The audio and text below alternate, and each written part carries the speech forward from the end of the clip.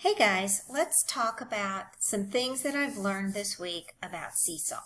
So as this past week, working with teachers and brainstorming and thinking about the ways to sign in to Seesaw and especially putting it into Schoology.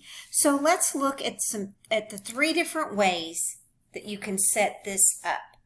And we're going to look at the pros and cons for each. So this very first one is going to add materials, add file link, external tool. And I used the external tool, but with this one, the link that I put in was the login link. I did not link it to a specific activity. Okay, so the thing with this, then the kids would just scroll down and see which activity they're supposed to do. When they click on activities, they would have all their choices here, okay? So it's not going to show them which activity you want them to start on. So you're going to have to explain and tell them, and this list will start to get long after a while, okay? So that's the way of using the external tool. It just signs them straight into, or it signs them into Seesaw once they've set it up, and then they see all the activities. Now the next way is using add file link external tool, and this time we used link. So that first one we used external tool. Now let's look at the advantages of this. First, it's a link straight to the exact activity that you want them to do. So I do like that. But what I want to show you is, and it's also inside Schoology, which is another great thing. But here's what happens when you do this. Okay, so I'm going to pick my name. If they go to use the microphone or the camera, they're going to get this message and tell them that they need to give permission. Well, it doesn't matter. I've already given permission up here on the lock, and when I click this, you can see that they're already allowed. So they just keep doing that, and even though they give it permission, it's not going to let them. Now, to override that, they can come up here and click on this little icon right here, which will pop them out of Schoology, but it will allow them now. If I go here, pick my student name, I can now use the microphone. Okay, so it gave them a direct link. I liked that, but the cons for this is that the microphone and the camera will not work inside Schoology, okay, unless they pop it out.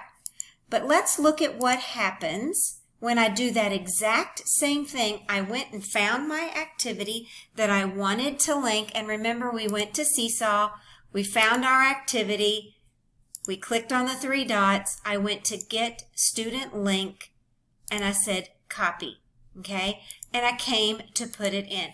And so this time with the link, I didn't use the link, I used external tool. So I went to add file, link, external tool, and I picked the external tool and I pasted the link in. Now watch this one.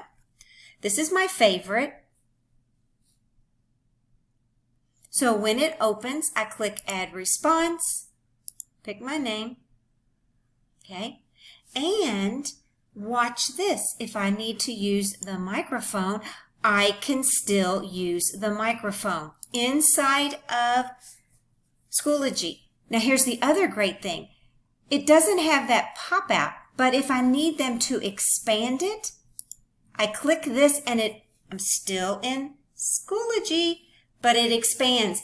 And now I can use the camera or the microphone. And actually I'm using it right now. It's recording what I'm saying. Okay, I'm going to X this out. Going to end the recording there, and I'm going to just X out the whole thing and delete and start over. So if I need to shrink it back down, I just click on this little button. This has become now my favorite way. So let's look at those options again. The first one, I used add materials, add file, link, external tool, but I linked it straight to the login to Seesaw. Okay. As I played more, I started doing it with just the link, but then I discovered that the microphone doesn't work. My favorite now is using the Add File Link External tool, and that allows them to get to the exact activity and still use the microphone and the recording. I hope this video helps you in your Seesaw Schoology journey.